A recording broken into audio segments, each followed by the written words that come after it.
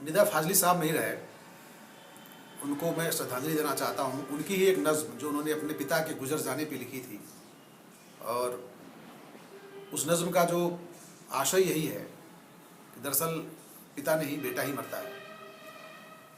निदा फाजली साहब की जो शख्सियत रही है उसमें उन्होंने जाने कितने गीत, गज़लें, नज़्म, शायरी, कविताएँ सब लिखी, और लगता नहीं कि एक आदमी इतना अच्छा, इतना ज़्यादा लिख सकता है।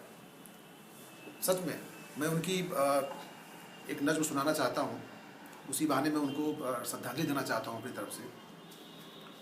ये अपने पिता वालिद के गुजर जाने पे है कि तुम्हारी कब्र पर मैं फातिहा पढ़ने नहीं आया, तुम्हारी कब्र पर मैं फातिहा पढ़ने नहीं आया। मुझे मालूम था तुम मर नहीं सकते, तुम्हारी मौत की सच्ची खबर जिसने उड़ाई थी वो झूठा था। वो तुम कब थे? कोई सूखा हुआ पत्ता हवा में गिर के टूटा था। मेरी आंखें तुम्हारी मंजरों में कैद हैं अब तक। मैं जो भी देखता हूँ, सोचता हूँ, वो वही है जो तुम्हारी नेकनामी और बदनामी की दुनिया थी। कहीं कुछ भी नहीं बदला। तुम्हारे हाथ मेरी उंगलियों में सांस लेते हैं।